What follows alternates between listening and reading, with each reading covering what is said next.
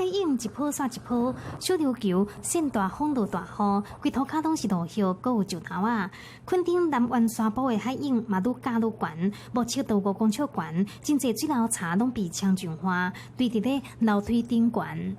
目前你看最大的阵风已经来到10级以上，那我们海巡人员也要呼吁所有的民众千万不要进入禁限制区域及暗季观浪，以为自身安全。垦丁的街仔路拢无人，雨都未停，雨比前一天更加明显。气象署预估，24小时累积雨量有机会突破350毫米，上强的阵风有10级以上。目前我就是在一间超商的一个店门口，你可以看到呢，因为这个台风的关系，大家都是做好这个防台的一个措施。可以看到，目前在这个超商的部分，他们的门口其实都已经有贴上了这个胶带，而且每一个门其实都有牢牢的贴住。超商每一片门拢用黄色的贴布打叉叉，都惊风上头甲布地吹破。店家嘛甲铁门拖落来，店头是用布棚甲锁啊固定，尽量做好防范风台的准备。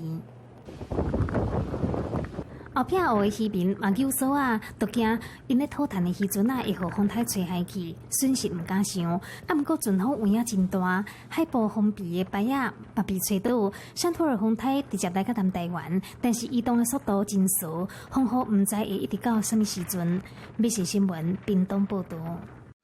台湾上好看的台语新闻 ，MOD 请收看民视新闻台。